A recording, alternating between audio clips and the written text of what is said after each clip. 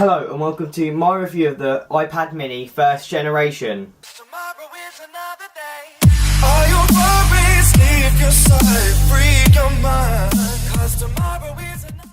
First of all, we're going to take a look around this device. At the top we have the power button, then in the middle we have the microphone, and then we have the headphone port on the left hand side.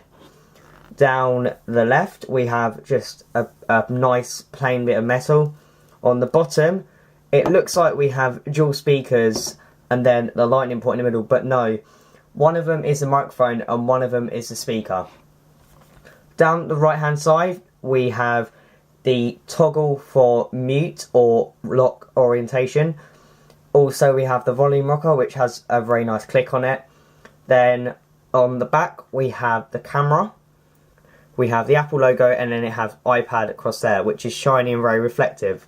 Then on the front we have the camera, the screen, and then the power button. I'm very sorry, but this iPad mini I have has a crack for it since it has been dropped on its side like that.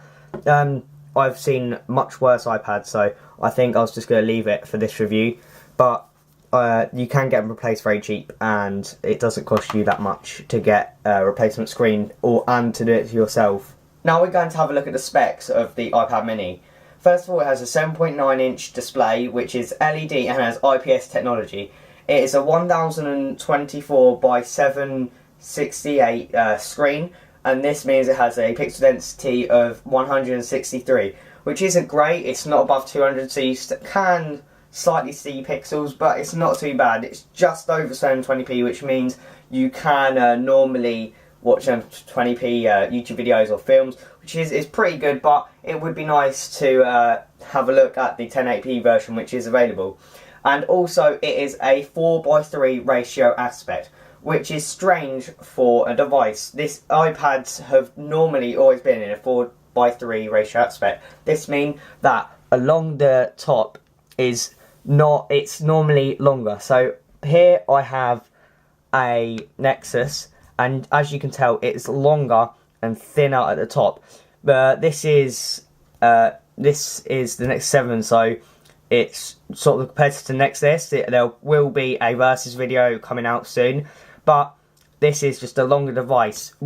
This means, first of all, you can have a bigger display if you have it 4:3, and it will be as long.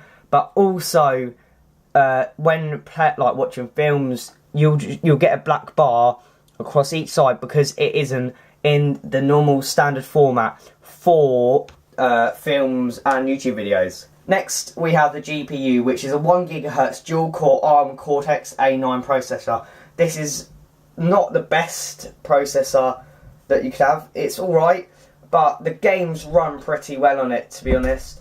When it's all about the graphics card, which is a Power VR, which runs games spectacularly. It is a great device for running games, and I would recommend, if you just want to really play games, watch videos, this might be the device for you.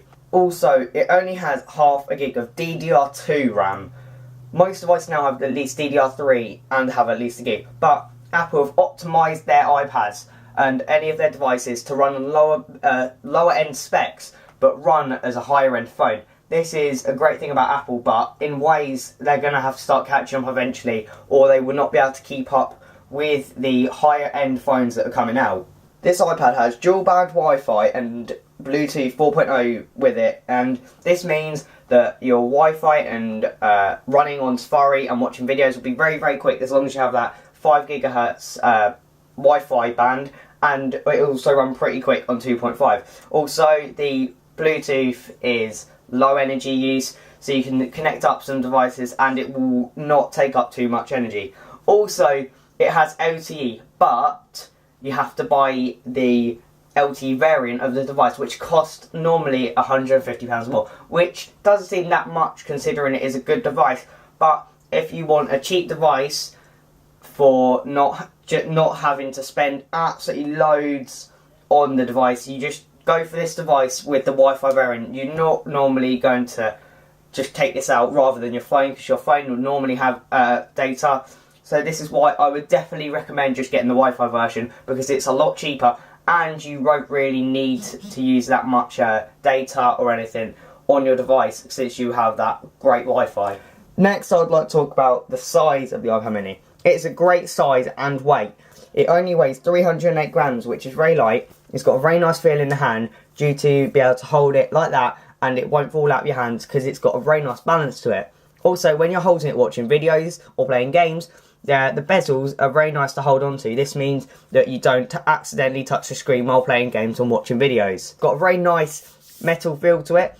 It doesn't really... It's very sturdy in the hand, let's put it like that. And I wouldn't really think that it'd break very easily. But the only thing I'm thinking is, round here, this can get very dented as it has on my iPad right here. The next thing I'd like to talk about is the camera. The front-facing camera is a 1.2 megapixel camera, and this is at 720p for filming. This means that Skype, FaceTime, and any other sort of social media apps that have face-to-face calling, video calling, this will look quite nice as long as you have good internet connection. The camera is 720p, so it's not 1080p or 4K, but it will do. Also, the rear camera is 5 megapixels, and I was surprised how good this camera was actually. It must take after the iPhones, because the iPhone only has an 8 megapixel camera, but has some quality images and have great look, and just everything, the accuracy, colour accuracy looks great, the exposure is just right.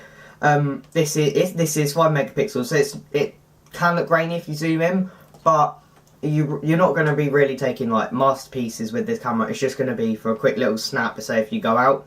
This also goes at 1080p.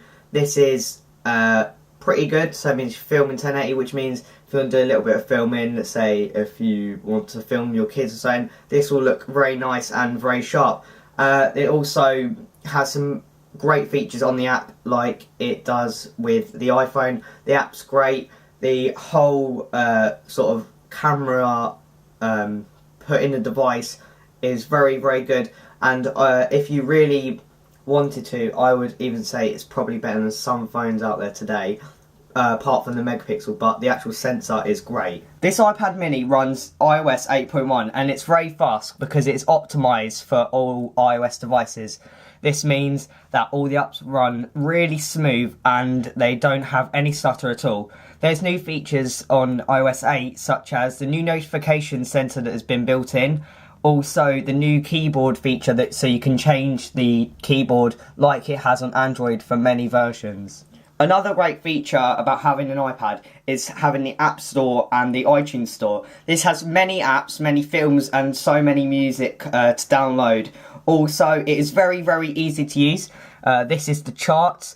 You can do that separately. There is loads. You can get paid and free apps. There is so many free apps as well, and there's so many paid apps. Most of the better ones like Facebook and YouTube are all free. Right guys, conclusion time. All I'm going to say about this iPad, it is a great device for the price, £200 for the 16 gig model. The only thing about this device is it's running iOS, which is a great platform, but it's very boring. There's nothing new about it. There's not much customizability on it. I would definitely say that this would be a good Christmas present if you want to have like a joint Christmas present with a couple of people. Definitely recommend if you want to buy a tablet just for, say if your son was doing GCSEs, I'd say something like that. That would be, this is a great tablet, very cheap, very inexpensive, and has very nice feel in the hand, and you know it's by Apple, which means it's very reliable. Thanks guys for watching. Please like, subscribe and comment to this channel. See you guys next time. 'Cause tomorrow is another day. Are you worried?